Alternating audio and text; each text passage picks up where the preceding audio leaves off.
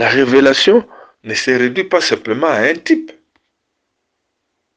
La révélation ne se réduit pas simplement à expliquer la typologie. Quand l'apôtre Paul dit, il a pris à Dieu de me révéler son Fils, d'ôter le voile qui me cachait son Fils. C'est-à-dire que Paul a fait une rencontre vivante avec Christ. C'est que dans la prédication, lorsqu'une prédication amène un message ou qui impacte la vie de quelqu'un, qui élimine la foi de quelqu'un, quel que soit le thème, ça peut être une prédication autour d'une écriture des épîtres. Mais cette écriture-là permet de quelqu'un de comprendre clairement ce que Dieu lui dit, une recommandation pour sa vie. C'est aussi une révélation. Parce que la parole de Dieu lui est appliquée. Et pourquoi? Pour impacter sa vie. Pour impacter sa vie.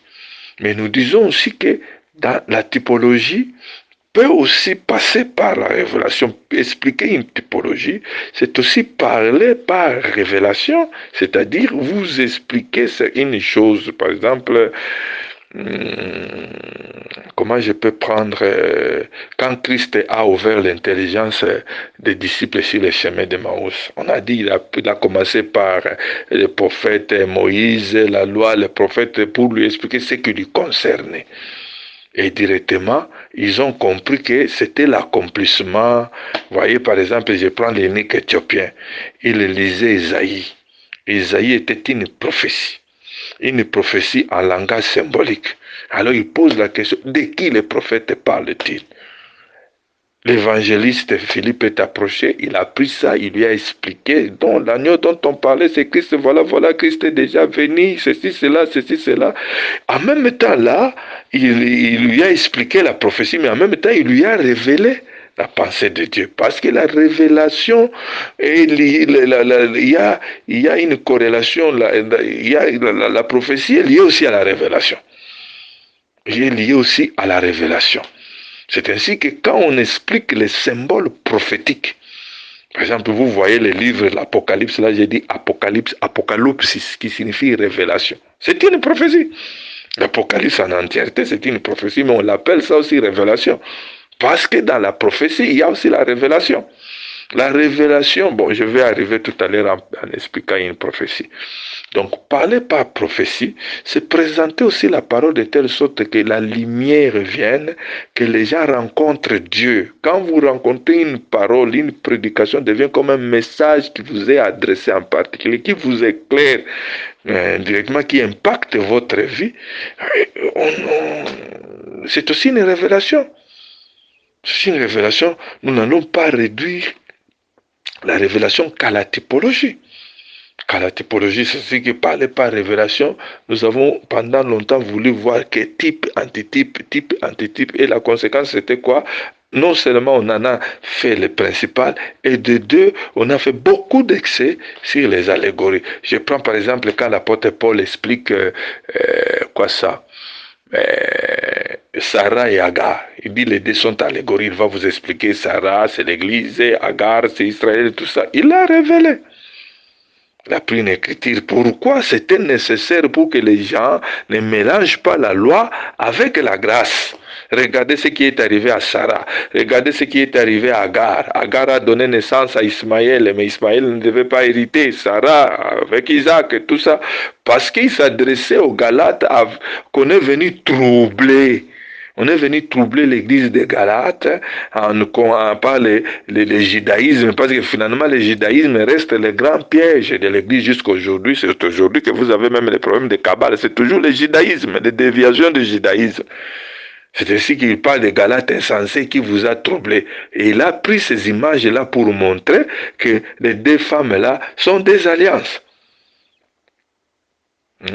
Sont des alliances pour montrer qu'il y a différence d'alliance, tout ça. Et là, quand l'apôtre Paul explique ça, non seulement ça a un aspect prophétique, mais il y a aussi la révélation là-dedans. Ça peut signifier simplement, c'est-à-dire que c'était aussi une typologie. Quand il vous dit, par exemple, comment je peux dire, vous célébrez des fêtes, tout ça, c'était l'ombre des choses à venir, tout ça, c'est pour faire comprendre que ces choses-là demandent la révélation. Ces choses-là demandent la révélation, qu'on ne doit pas pratiquer une Pâque comme ça, une Pentecôte comme ça, ceci, cela. Ça demande la révélation simplement pourquoi? Parce qu'il y a changement d'alliance. C'est là aussi la typologie est rendue nécessaire. Mais la révélation, c'est le voile qui est ôté. Quand une écriture est bien expliquée, cette écriture-là est révélée. Et quand une parole vient vous éclairer, qui impacte votre vie comme l'apôtre Paul a vu Jésus-Christ, l'a compris qui est Christ, son Seigneur et son Sauveur, qui s'est révélé à lui, il a compris que Jésus est son Seigneur et son Sauveur. Il ne s'agit pas là de type antitype, mais il a rencontré Dieu.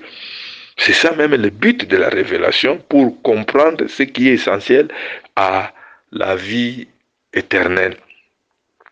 On peut toujours s'étendre pour dire, c'est-à-dire, en bref, expliquer un type pour lui donner une lumière par rapport à la nouvelle alliance, c'est apporter aussi une révélation. C'est parler aussi par révélation dans le but d'éclairer comme Paul a éclairé. Quand Paul a parlé, vous allez, ce n'est pas par hasard que dans l'épître aux Galates, que vous allez trouver les fruits de l'esprit. Parce que Paul voulait montrer la différence entre l'ancienne alliance et la nouvelle alliance. La nouvelle alliance, c'est le Saint-Esprit qui produit les fruits. L'ancienne alliance, ce sont des règles qu'on apprend à gauche et à droite. Mais ici, il s'agit de manifester la vie. Et pourquoi Paul intervient? Parce que l'église de Galate a été menacée par les judaïsants. Alors il était question maintenant de donner la révélation afin que les choses soient éclairées. Et qu'on connaît une lumière et pour qu'on puisse pratiquer ça et qu'on rencontre Christ. Ça aussi, c'est parler par révélation. C'est ce qu'ils disent, quelle utilité si je ne vous apportais aucune révélation des mystères de Dieu. Les mystères là, c'est-à-dire dévoiler les secrets, parce que la parole n'est pas scellée à l'église, la parole n'est pas fermée à l'église, je veux dire. La parole de l'église, Dieu ne parle pas en parabole, Christ explique la parabole. Et quand Jésus a parlé en parabole, il a pris ses disciples, il les a menés à la maison. À l'intérieur, il commence à les expliquer, c'est-à-dire il les a révélés, sa pensée. C'est comme ça aussi dans la prédication, c'est révéler la pensée de Dieu à travers les Écritures, entre autres par typologie, entre autres par l'explication des Écritures. Voilà. Voilà ce que moi je comprends aussi parler par révélation, qu'on ne doit pas réduire seulement la typologie. Là, nous versons dans l'allégorisme. C'est-à-dire qu'on va énumérer un certain nombre, on va prendre n'importe quelle loi de Moïse, ceci, cela, pour expliquer ceci et ceci, cela. À la fin, là, on arrose l'église que par un seul bras. Et quand on ne reste qu'avec la typologie, la conséquence, c'est la parole devient comme une fiction. C'est quelque chose qu'on écoute pour le plaisir des sens, mais qui n'impacte pas la vie. Or, la révélation doit impacter la vie. Quand on a enlevé le voile et que l'apôtre Paul a rencontré Christ, sa vie a changé totalement. Quand la révélation vient, un mystère est éclairé, ça impacte la vie de quelqu'un dans les termes de changement. Voilà la prophétie. Parler par prophétie. Bon, ici, il n'est pas exclu que parler par prophétie ici, qu'il s'agit aussi de prophétie, parce que dans le contexte d'un Corinthiens 14, ici, il était question de réglementer l'exercice des dons de prophétie et de par la langue. Bon, parler par prophétie, moi je n'exclus pas, parce que si nous respectons le contexte, il peut s'agir aussi de manifestations de dons de prophétie comme tel. Mais si nous le prenons dans le sens de prêcher par prophétie, c'est-à-dire, nous voulons comprendre ça dans le sens que c'est expliquer la parole prophétique, pour expliquer la prophétie. Parce que je venais maintenant de dire le don de prophétie. Selon le français, dans le français courant, prophétie est appelée message inspiré ou prédication inspirée. Maintenant, je voudrais faire une distinction ici. Quand on dit prédication inspirée, il ne s'agit pas de prédication dans le sens de l'exercice du ministère de la parole où on prend telle écriture, on explique à partir de telle autre écriture. Les dons de prophétie, pourquoi on appelle ça prédication inspirée, c'est quelque chose que vous dites, quelque chose de Dieu, mais parce qu'inspiration signifie quoi? Souffler dans. Et le souffle là, c'est le Saint-Esprit. Le Saint-Esprit prend une parole, il le met dans la bouche de quelqu'un et quelqu'un parle de la part de Dieu pour une situation donnée, pour une situation qui se présente là. C'est pour cela qu'on parle de prédication, on parle de prédication ou message inspiré. Généralement, quand nous classons les dons de prophétie, souvent on les classe parmi les dons qu'on appelle, bien que ce n'est pas écrit dans la Bible, il y a certaines personnes qui classent les dons de prophétie comme don d'inspiration. Il y a la prophétie et le parler en langue, parce que la langue que vous parlez, c'est la langue que Dieu met dans votre bouche. Ce n'est pas quelque chose que vous êtes allé prendre à l'école, dans une école de langue, mais vous parlez quelque chose que Dieu a soufflé en vous. C'est ça la prophétie. Dieu souffle dans l'homme et l'homme parle de la part de Dieu. C'est ainsi que le don de prophétie est appelé prêtre. Parce que le don de prophétie ici, comme don de prophétie, dans la prophétie, il y a la révélation. Dans la prophétie, il y a la prédiction, parce que c'est la prédiction qui est l'élément clé de la prophétie. Parce que c'est la prédiction qui distingue les dons de prophétie et les dons de parole de connaissance.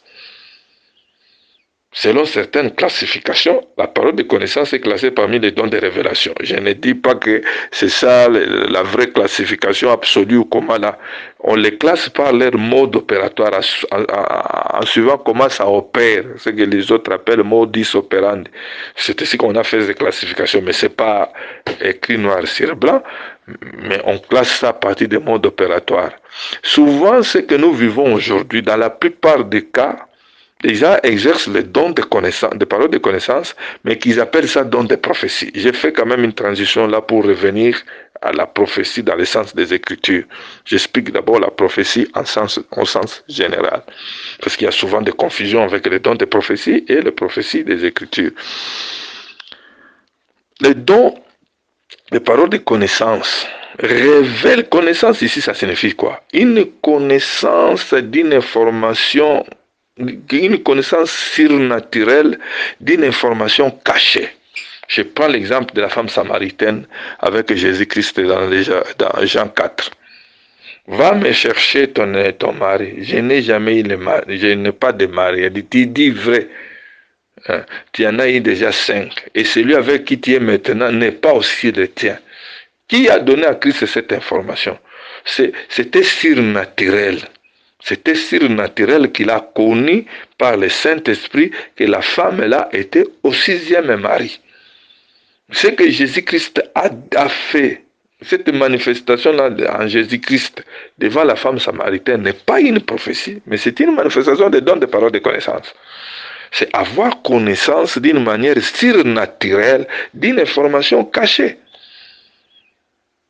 Mais quand est-ce que ça devient une prophétie? Dans la prophétie, non seulement on a la révélation d'une vérité cachée, comme Christ a eu la révélation de cette information sur la femme samaritaine, une vérité cachée, mais la prophétie va au-delà. La prophétie prédit. Donc quand il y a prédiction, ça sort du domaine de la parole de connaissance, ça devient une prophétie. Quand on vient là, on dit, Dieu me montre que ce combat que vous vivez vient du village, on a dit ceci au village, voilà, ils font ça. C'est pas une prophétie, c'est une manifestation de parole de connaissance. C'est-à-dire, Dieu est en train de révéler une information cachée, la cause de cette maladie, c'est ça, c'est la parole de connaissance. Mais ça devient une prophétie quand Dieu vous dit qu'en 2024, je vois un voyage. Là, c'est une prophétie parce que c'est une prédiction.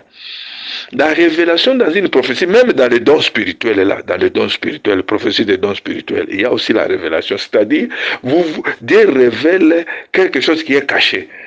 Une révélation, c'est aussi quoi? Dieu est en train de dévoiler un plan caché. Le fait que vous dites que dans 2024, je vois un voyage, ceci ou cela, c'était un plan caché, vous avez dévoilé, Dieu a révélé ça et vous avez dévoilé. En même temps, c'est une prédiction. C'est-à-dire, vous avez prédit, prédiction, c'est dire en avance ce qui va arriver dans la suite des temps. C'est une prédiction. Lorsqu'il n'y a pas de prédiction, ce n'est pas une prophétie. Comme Dieu a dit, j'ai accompli la prédiction de mes serviteurs. La confusion qu'on a mis avec les branhamistes, Branham me dit, je ne prophétise pas, mais je prédis. Mais celui qui prédit prophétise. Parce que la prédication est incluse dans la prophétie. Celui qui prédit prophétise. Mais le prophète, révélation, c'est ainsi comme on dit quelque part dans 1 Corinthiens 14, là on dit, si un homme du peuple venait entrer et que tout le monde prophétisait, les pensées de son cœur sont révélées. Les pensées de son cœur sont révélées. C'est-à-dire la prophétie révèle aussi les pensées, révèle aussi les plans cachés, mais ne s'arrête pas là. La prophétie va plus loin, dévoile l'avenir en avance. C'est ainsi que Dieu dit, il dit des choses avant que cela arrive. Il lui prédit des choses avant parce que la prophétie, les paroles de connaissance sont basées sur ces attributs de Dieu omniscient. Il connaît la fin avant le commencement. Voilà pourquoi il les dévoile. Et Dieu le dit déjà en avance pour que quand cela vient, qu'on sache qu'il avait déjà dit ça.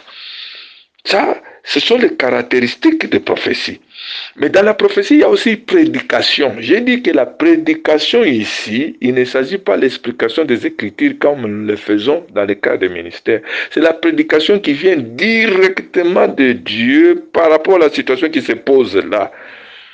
Parce que Dieu peut vous dire ceci, il dit voilà ce qui va arriver. En même temps, Dieu vous donne une parole.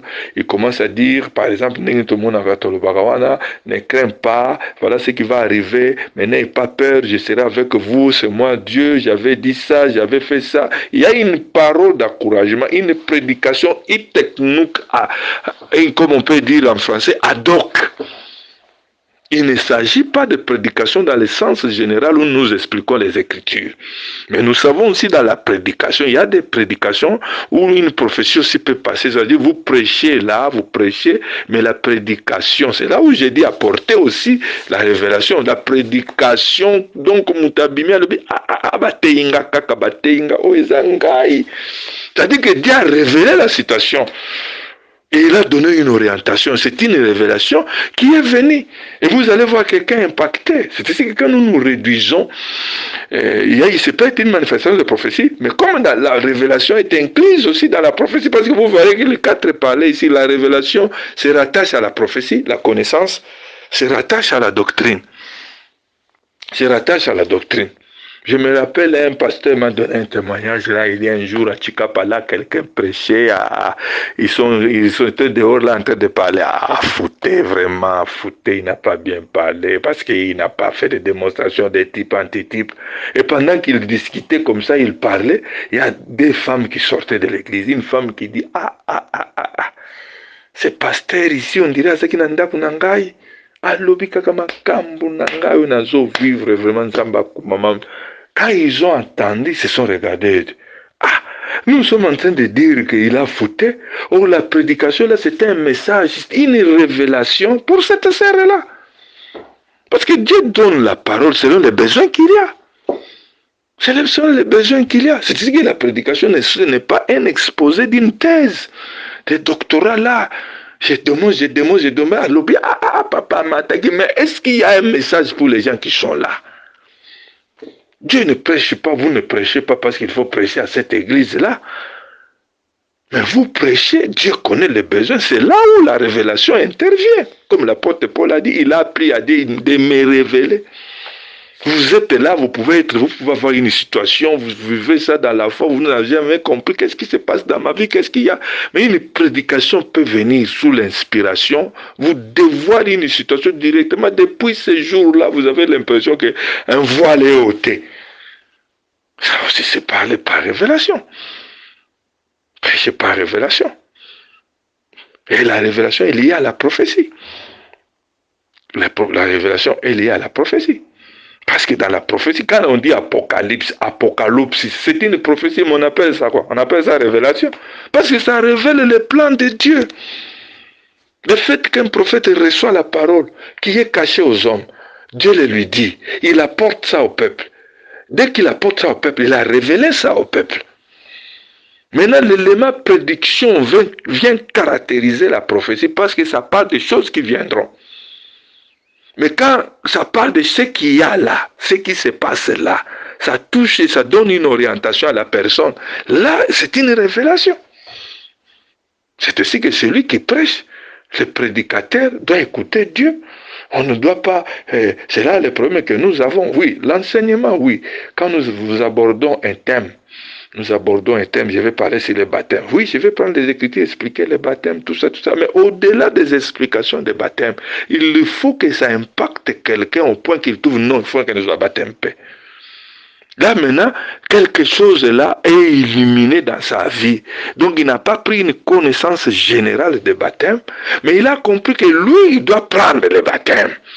En tout cas, il doit prendre le baptême correct selon la Bible.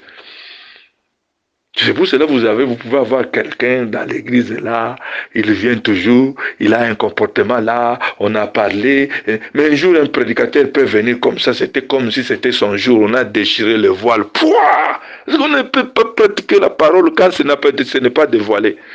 Donc il a l'impression que c'est ce jour-là que Dieu lui a parlé. Alors que ce sont des qui se trouvent dans les Écritures où là déjà entendu, là ça devient aussi une révélation. Et cette révélation amène la pratique. Donc, ne réduisons pas. Je vais tout terminer aujourd'hui, hein. Parce que si je vais prolonger, je risque de ne plus avoir de temps. Donc, réduire maintenant la révélation qu'à la typologie, nous avons appauvri l'Église. Nous avons appauvri l'Église. C'est ainsi qu'il y a d'autres personnes, ils ont déjà leur canevas. Ceci signifie ça. Ceci ne disait que ça. Vous prenez par exemple une offrande. Les antitypes de l'offrande, il y en a plusieurs. Une offrande peut être quoi? Une offrande peut être simplement l'argent qu'on donne. L'offrande peut être le type de Christ, l'offrande peut être le type de l'enfant de Dieu, l'offrande peut être même la prière, l'offrande peut être l'argent qu'on donne. Maintenant, quand quelqu'un vient prêcher la typologie, à un certain point, il dit l'offrande là, c'est seulement Christ, etc. Vous appauvrissez l'Église. Ça dépend maintenant du contexte. Exposer la typologie, c'est nécessaire pour que l'Église ne puisse pas retourner à la loi, pratiquer la loi. Et quand l'apôtre Paul expliquait en hébreu là, la conséquence c'était quoi? C'était pour adapter, pour montrer que ce qu'on faisait là, maintenant il y a ceci. Le voile qui était déchiré là, c'était le corps de Christ, c'est déjà accompli. Et là, voilà la pratique. Voilà la pratique. C'est ce que toute révélation doit amener la pratique. D'où qu'on puisse les prendre, il ne faut pas avoir l'impression que les types c'est une autre hauteur. Et on vous dit là-bas, c'est quand quelqu'un maîtrise les types que, Koli a combien élevé, et on croit que la maturité, c'est l'accumulation de connaissances. Attention, dans la Bible, là, la maturité, si nous voulons rester dans la rigueur, la maturité, c'est le fruit. Parce qu'un arbre est mûr, c'est quand il donne le fruit. Comment on peut dire qu'un jeton est kembi? C'est tant que je maintenant, on dit le fruit de l'esprit, c'est l'amour. C'est quand quelqu'un commence à manifester l'amour dans toutes ses facettes. Vous voyez dans sa vie, là, il y a l'amour des frères, l'amour de Dieu qui se traduit par la bonté, la patience, la maîtrise. Il est mûr. Il peut ne pas comprendre, maîtriser, par exemple, un élément du tabernacle. Et c'est pour cela que vous avez l'impression, vous avez maintenant la situation que nous avons, les gens ont maîtrisé des connaissances, mais ils n'ont pas la vie de Dieu. C'est lui qui peut vous démontrer le tabernacle, mais il n'a pas la vie de Dieu, il est mûr. Mais celui qui n'a pas la vie de Dieu, il ne verra pas Dieu, il ira à l'enfer. Mais comment il ne comprend pas? Parce qu'il ne comprend pas que le fait que je continue l'impudicité, j'irai en enfer. Il n'est pas averti de ça, il ne se préparera pas à ça, c'est qu'il n'est pas mûr. C'est un enfant qui joue avec les choses précieuses. La maturité, c'est quoi? Quand on parle de perfectionnement de ça, qu'est-ce que Dieu perfectionne? Il ne perfectionne pas notre cerveau, il perfectionne notre caractère. Pour que nous pratiquions, nous vivons la vie de Dieu. Ce que Dieu veut, c'est votre sanctification. Comment quelqu'un peut être mûr sans la vie de la sanctification? Être mûr, c'est jongler avec la parole tout en vivant dans les bêtises. Et quand on vous demande cette bêtise, vous avez un type pour justifier cette bêtise. Non, ça c'est pas la maturité, c'est l'inconscience. Un inconscient, c'est immature. Je vous pose la question, bien-aimé. Un conscient, ce n'est pas immature. Mais quand Dieu dévoile, Venef Deutéronome le dit clairement, ce qui est caché, c'est-à-dire ce qui est révélé à nous pour que nous les mettons en pratique. Quelle est cette parole qu'on ne pratique pas? Quelle est cette parole qu'on ne pratique pas? Donc, parler par prophétie. Bon, ici, dans le contexte, personnellement, je dis, je ne peux pas exclure qu'il s'agisse de la prophétie comme un don. Parce que le contexte, c'est là qu'on parle. Mais comme il est question de prêcher, alors dans la prédication, il ne s'agit pas, on ne prêche pas les dons spirituels, dons prophétie. Il peut s'agir d'expliquer maintenant la parole prophétique. Et l'apôtre Pierre précise, il dit la parole de l'écriture, la prophétie des écritures. La parole, nous distinguons la prophétie dont qui parle de situations particulières d'un homme, d'une femme, d'un groupe de gens ou d'une famille, d'une église locale, avec la prophétie des Écritures. Donc la prophétie consignée dans les Écritures. C'est ainsi qu'il est aussi nécessaire d'expliquer cette prophétie. Quand l'apôtre Paul écrit sur l'enlèvement, au son de la trompette, ceci, cela, ne soyez pas comme ceux qui n'ont pas de l'espoir, tout. L'apôtre Paul, là, il explique la prophétie, il prêche la prophétie, il parle par prophétie. Nous, comme toute la prophétie des Écritures sont déjà terminées, aujourd'hui, la parole de Dieu, c'est là où j'insiste. Quelle est la caractéristique de la parole prophétique? La parole prophétique est la parole qui s'accomplit dans le temps et dans l'espace. C'est une parole qui évolue au fur et à mesure son accomplissement s'approche. C'est une parole dont la compréhension devient claire lorsque son accomplissement approche. Et je peux même dire, la meilleure interprétation d'une prophétie, c'est son accomplissement. Mais Dieu peut nous donner quelques lumières en avance. Voilà pourquoi sur certains points de prophétie, on peut se lever, on peut s'engager à des débats fougueux là, pour rien parfois. Pour rien parfois. La compréhension que nous avons de certaines prophéties des Écritures aujourd'hui, notamment à ce qui a trait à l'avènement de Jésus, sont davantage plus claires. Parce que nous sommes proches de l'accomplissement. Nous sommes proches de l'accomplissement. La meilleure définition que, à mon humble avis, que je trouve de la parole prophétique, quand je dis parole prophétique, je ne dis pas qu'une prophétie qu'on a donnée sur la RDC, c'est une parole prophétique. Je parle de la parole prophétique comme étant la parole des Écritures, comme il est dit, je crois, dans 2 Pierre 2 ou 1 Pierre 2, quelqu'un va nous donner les Écritures. Habakkuk 2 le dit. C'est une parole dont le temps d'accomplissement est fixé. La première caractéristique, la prophétie des Écritures a un temps fixé de l'accomplissement. C'est-à-dire, il y a le point de départ. La prophétie a été émise, et cette prophétie a été émise, donc a été déclamée, et cette prophétie a un temps fixé d'accomplissement. Et on précise, elle marche vers son accomplissement, marcher. Donc c'est une prophétie qui évolue au fur et à mesure. Je prends l'exemple simple de Joël. Dans les derniers temps, l'Esprit sera répandu sur toute chair.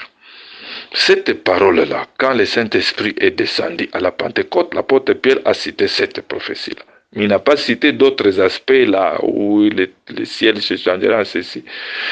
À la Pentecôte, là, le Saint-Esprit est descendu sur les 120.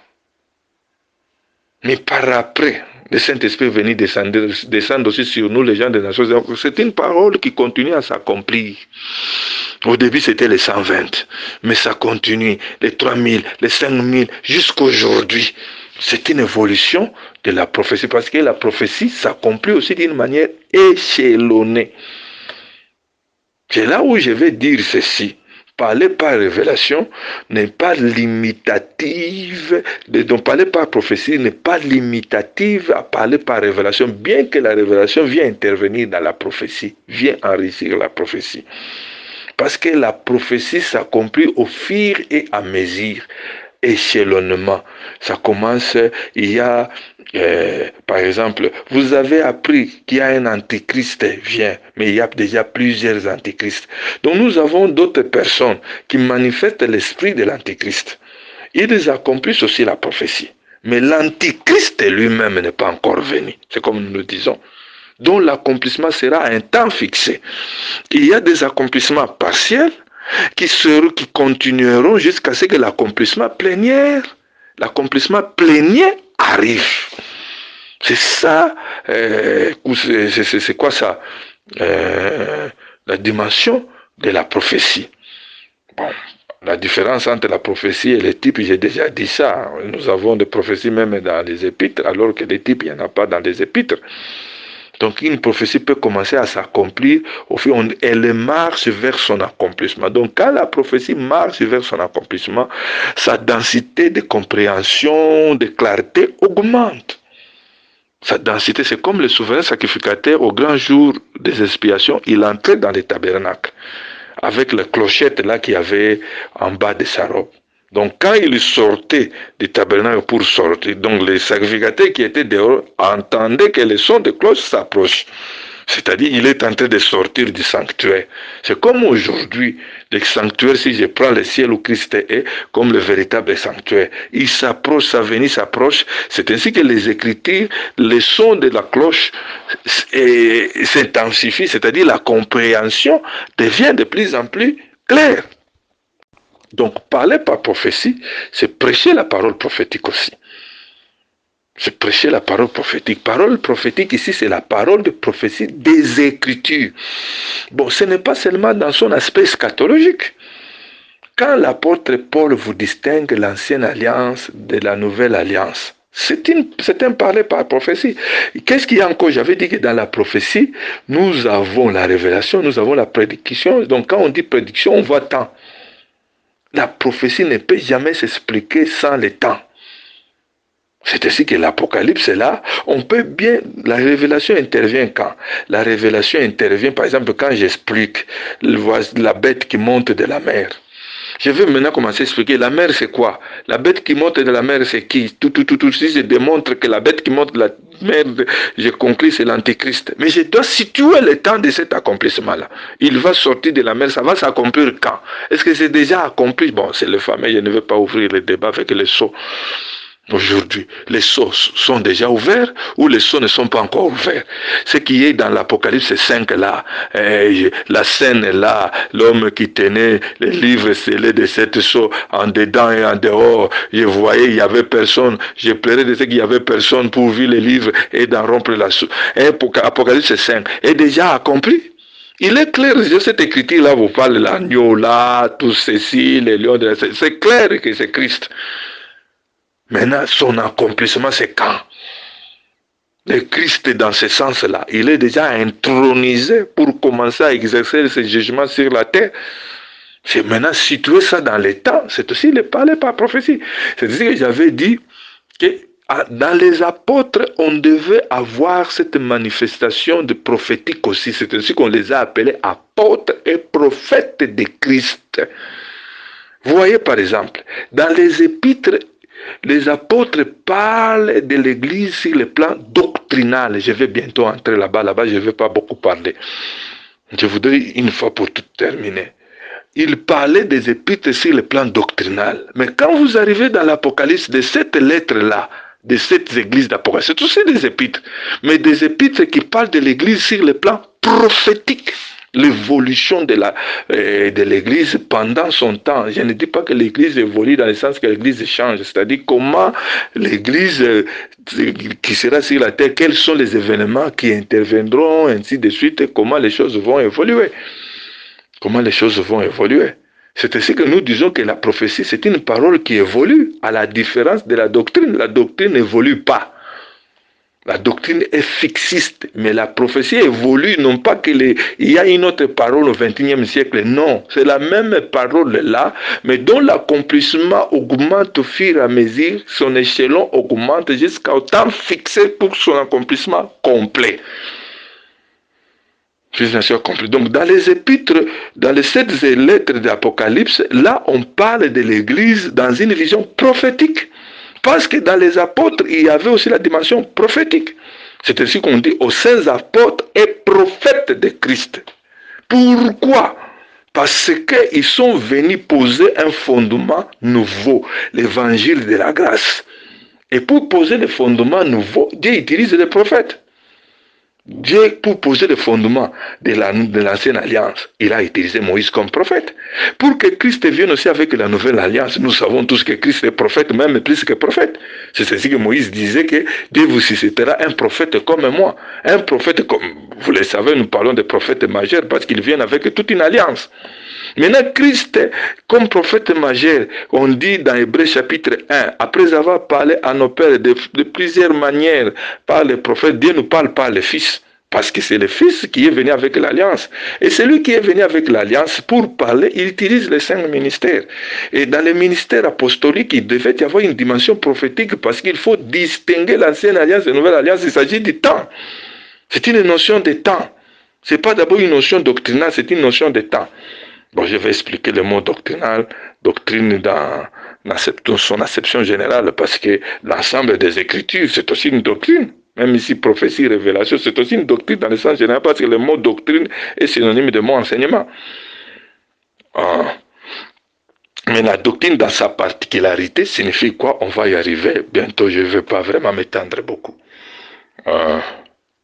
Vous voyez que c'est le problème d'Apollos.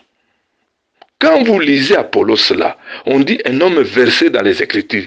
On peut supposer qu'Apollos pouvait être un docteur. Darby dit même qu'il était puissant dans les Écritures, mais il ne connaissait que le baptême de Jean-Baptiste.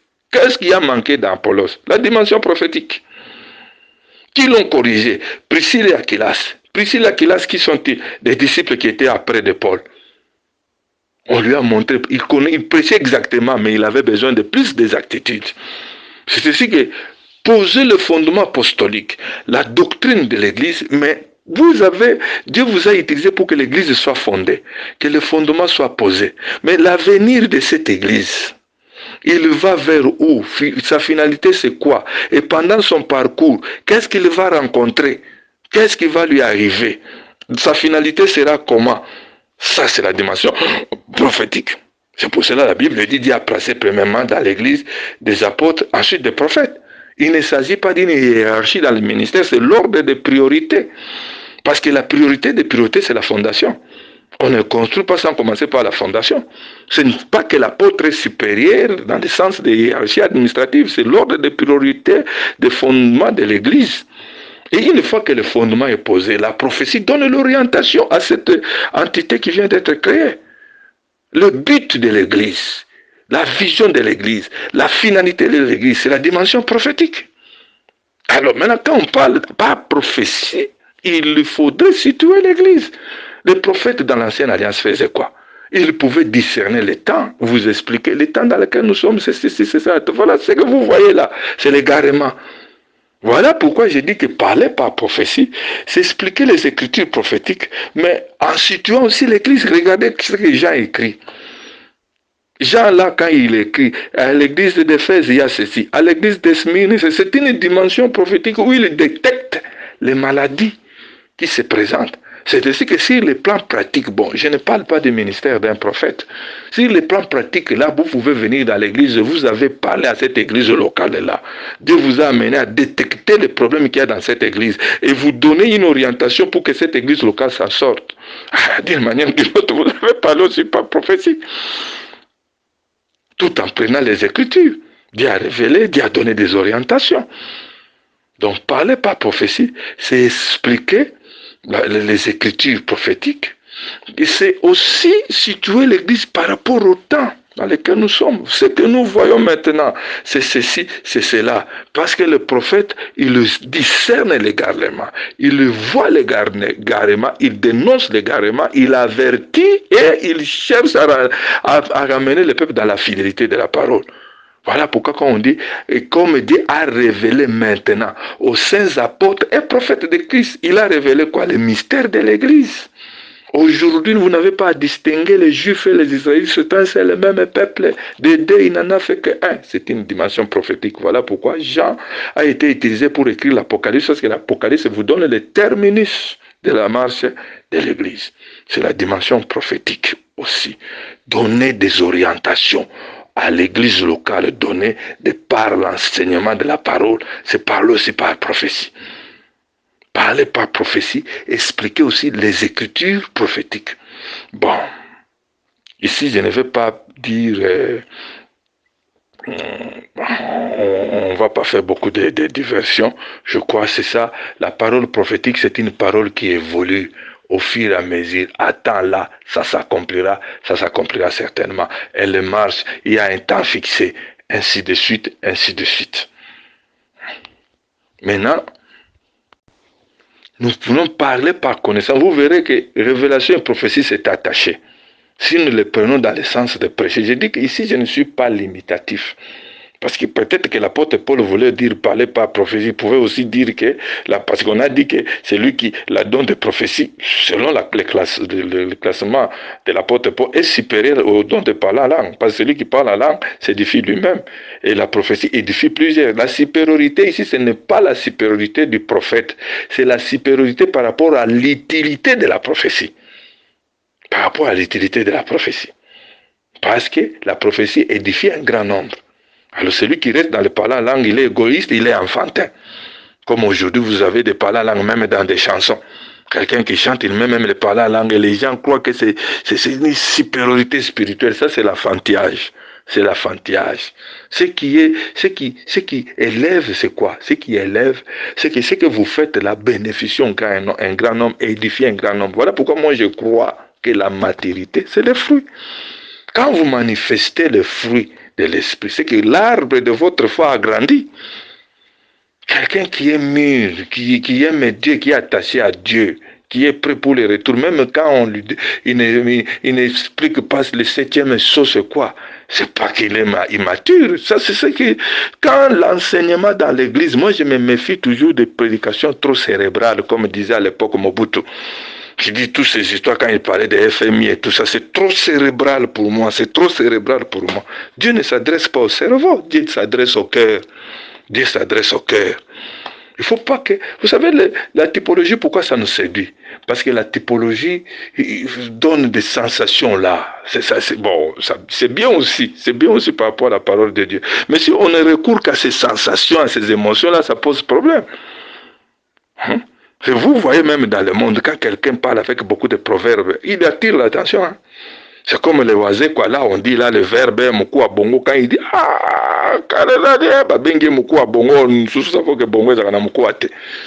et quand nous venons maintenant dans les choses de Dieu, surtout les jeunes prédicateurs, ils aiment appeler tango bayo comme abimisi biloko. Non, Dieu, la prédication n'a pas cet objectif-là. Bien sûr, la typologie aussi est utile. Là, c'est comme quand nous mangeons. On peut prendre les Thomson là, on grille ça. On peut prendre le Thomson là, on fait une soupe. On peut prendre le Thomson là-bas, c'est le bokeh. Avec ceci, avec cela, c'est le même Thomson. C'est bien, ça varie. Dieu aussi fait ça. Mais si nous recherchons que ce plaisir-là, il y a donc on a un repas. Les gens venaient pour écouter des nouvelles, pas pour changer. Et d'ailleurs, qu'est-ce qui peut changer dans la philosophie des hommes? Maintenant, parler par connaissance. Bon, ici, je dois avouer que il y a vraiment un peu insuffisance de témoins ou des écritures qui puissent nous aider. Mais on peut toujours partir d'un point. La connaissance, c'est quoi? Ici, d'abord, nous devons relever une chose. La connaissance n'a pas la même vision chez les Hébreux que chez les Grecs. Chez les Grecs, la connaissance, ce sont des explications abstraites, des faits abstraits, spéculations de ceci. Vous voyez, chez les Grecs, comme on a étudié la philosophie, si j'ai bonne mémoire, on nous avait dit que la philosophie a commencé vraiment avec Socrate, parce que Socrate a parlé sur les hommes. Mais les autres là-bas étaient en train de spéculer l'origine du feu, l'origine de l'eau, de ceci, de cela, beaucoup de spéculations. Les Hébreux ne perdent pas le temps avec ces choses-là. En hébreu, chez les Hébreux, la connaissance a trait à une relation. Donc, connaître quelqu'un, c'est avoir une relation avec lui. Voilà pourquoi on a dit Adam connut Ève, sa femme. Donc, connaître, quand Jésus-Christ dit la vie éternelle, c'est qu'il te connaisse, toi le seul le vrai Dieu. Cette écriture-là aussi, vous voyez ce que les témoins de Jéhovah en font. Et il fallait aussi ce qu'on a voulu en faire. Ah, la connaissance, la vie éternelle, la connaissance. Bon, est-ce qu'on est certain vraiment? La connaissance de la vie éternelle, c'est maîtriser l'ensemble des types qu'il y a là dans l'ancienne alliance. C'est-à-dire, c'est comme s'il y avait dit à répertorier 1500 types. Donc, quand vous maîtrisez 1500 types, alors vous avez la vie éternelle. Parfois, nous faisons des choses comme ça. Je ne dis pas de négliger les Écritures. Je ne dis pas de minimiser les Écritures de l'Ancienne Alliance. C'est pour cela que j'ai dit que le type, nous devons l'utiliser aussi avec une nécessité d'éclairer. Pas simplement avec une nécessité d'impressionner. Les Hébreux, là, l'épître aux Hébreux, bien aimés, regardons clairement. Il parle des tabernacles, mais il résume les tabernacles à combien de chapitres? Il résume le tabernacle à combien de chapitres? Mais nous, quand nous prenons le tabernacle, quelqu'un voudrait expliquer même les nombres tels, ça signifie comme ça. On entre dans les spéculations des chiffres. Bon, si quelqu'un peut dire des choses qui ne prouvent pas les Écritures, gloire à Dieu. Gloire à Dieu. Mais regardez l'apôtre Paul comment. Bon, moi j'ai toujours cru que l'épître aux Hébreux, c'est Paul. Et lui-même dit le temps nous manque. Mais aujourd'hui, il y a des gens qui ont ce temps-là. Moi, je crois qu'il est préférable. Si nous sommes sur le fondement des apôtres, nous sommes édifiés sur le fondement des apôtres, moi, je crois qu'il est préférable de manquer ce temps-là. De voir que le temps que les apôtres ont eu. Et c'est sage et c'est prudent. Nous ne serons jamais plus révélés que les apôtres. Jamais. Moi, je ne crois pas ça. Bon, sur le plan prophétique, ce n'est pas que nous avons une nouvelle prophétie, mais les choses deviennent seulement claires pour s'adapter. Mais c'est la même prophétie que les apôtres ont donnée. Il est sage de rester dans le fondement. La connaissance a trait à une relation. Quand on dit la vie éternelle, c'est qu'ils te connaissent, toi, le seul vrai Dieu. C'est-à-dire, c'est aussi connaître qui est Christ et entrer en relation avec lui. Oui, ne connaître pas les Écritures, mais avoir une relation vivante avec lui. Parce qu'il y a une grande différence entre connaître les choses de Dieu et connaître Dieu. C'est ainsi que si la prédication n'est pas très bien donnée, et que la révélation là, qui fait que les gens découvrent Dieu. Donc, quand la parole se révèle à vous, c'est-à-dire vous personnalisez, c'est-à-dire vous vous appropriez cette vérité-là. C'est ce qui change la vie. Parce que quand vous ne vous appropriez pas la vérité, vous la prenez simplement comme une connaissance générale, ça ne change pas de vie. Type, tel animal, ça signifie quoi? Tel objet, ça signifie... Vous avez une connaissance générale, mais quand ça vous révèle, quand ça devient une révélation là, vous vous appropriez la vérité, ça impacte votre vie. Ça change votre vie. C'est comme ça. C'est l'utilité aussi du ministère. La connaissance, c'est entrer en relation, avoir une relation vivante avec Dieu. C'est là où on connaît les choses de Dieu, mais on ne connaît pas Dieu. Parler maintenant par connaissance, ça peut être quoi? Parler par connaissance à mon humble avis tel que je le connais, je le comprends. C'est-à-dire, bon, ici on dit connaissance nouvelle. Il y a d'autres prédicateurs qui disent que parler par connaissance, c'est donner beaucoup de connaissances, là, augmenter. Mais quand on prêche la prophétie, on prêche pas la révélation, on donne toujours la connaissance, non? Même quand on prêche la doctrine, on donne toujours la connaissance. Mais quelle est la particularité de parler par connaissance?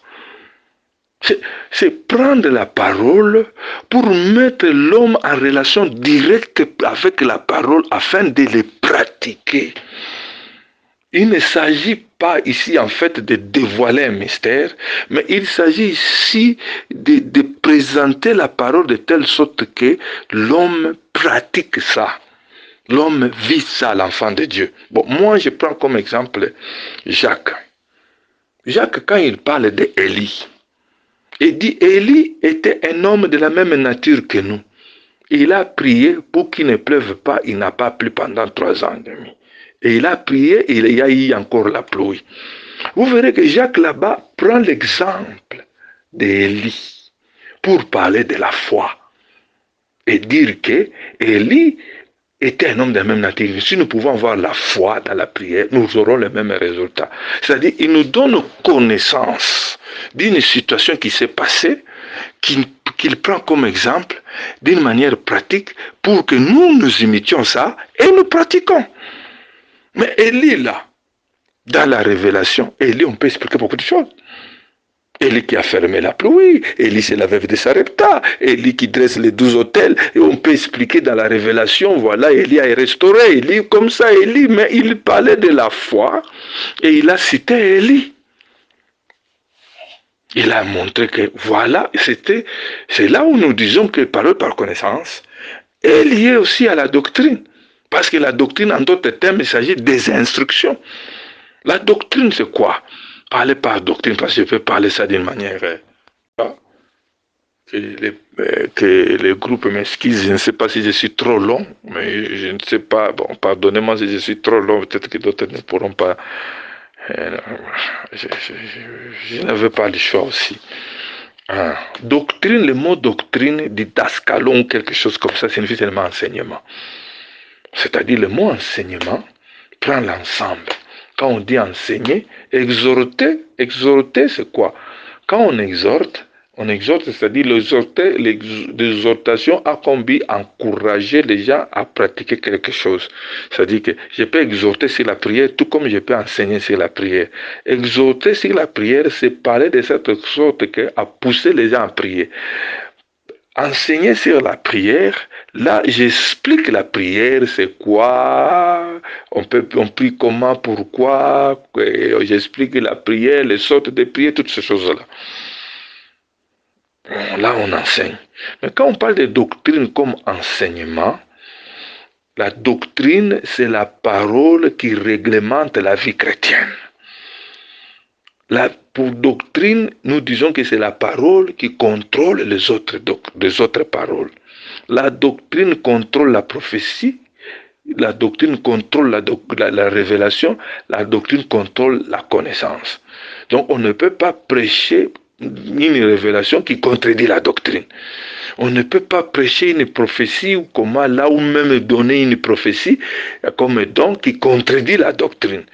Nous pouvons appeler la doctrine parole, on peut appeler ça police de police. La doctrine est fixe parce que c'est la réglementation. C'est pour cela que j'ai dit que dans les épîtres, on a réglementé l'Église, comment il va fonctionner. Mais dans les épîtres, on a parlé de la situation évolutive de l'Église. C'est ainsi que la doctrine ne se prêche pas par des révélations, comment la doctrine donne les choses d'une manière fixe. C'est pour cela que j'ai dit que si la prophétie peut évoluer, la doctrine n'évolue pas. Par exemple, quand Dieu dit que vous prierez pour les malades en leur imposant la main, on ne peut pas venir d'ici en 21e siècle où Dieu vient de révéler à un prophète, au lieu d'imposer les mains, qu'il impose les pieds. Dieu lui a révélé ça comme aujourd'hui. On parle de l'église du 21e siècle. Il y a des choses que Dieu est en train de révéler. Il y a de nouveaux apôtres qui sont venus. Il y a une autre dimension. Cette parole-là a commencé à vieillir. On ne doit pas rester seulement à la Bible. Non, non. Ce qui nous permet de rester fixe et rester stable, c'est la doctrine. La doctrine est fixiste. Et la doctrine est expliquée. Donc, on explique la doctrine avec papa, en parlant aussi en connaissance. Mes frères, que ferons-nous? Repentez-vous. La doctrine vous dit clairement pour entrer dans le royaume des cieux, repentez-vous.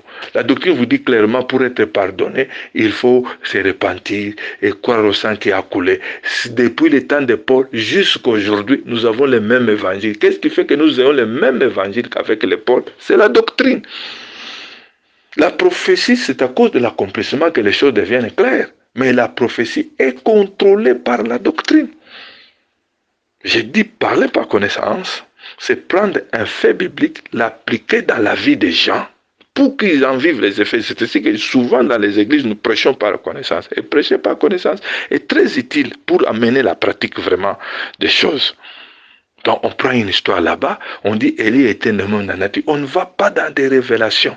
Il a prié, il y a eu ceci. Et voilà ça. Vous aussi. C'est pour cela que l'apôtre Paul dit, cela a été écrit pour nous servir d'instruction. Donc quand nous regardons, ah, tel avait fait ça, tel avait fait ça. Moi aussi, par rapport à l'évangile, je ne dois pas blaguer. Au temps de Moïse, il y avait eu ceci. Maintenant, nous avons l'évangile. Comment nous vivons, nous pratiquons la parole. Et la doctrine maintenant réglemente les choses. Ça, on peut faire, ça, on ne peut pas faire. C'est la doctrine maintenant qui distingue l'Église des autres organisations. La doctrine maintenant, c'est l'élément de discernement. C'est ce qui est très important lorsqu'on dit parler par doctrine. Dans l'ensemble, révélation, prophétie, tout ça c'est aussi l'enseignement. Mais dans la spécificité de la doctrine, c'est fixer l'Église sur des points précis. Voilà ce que je peux dire. Merci, que Dieu vous bénisse.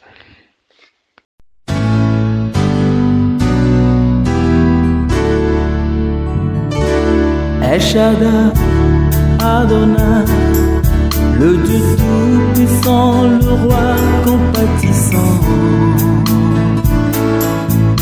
Lui que le ciel révère, que la terre préfère, et tout l'univers le vénère. El Shaddai,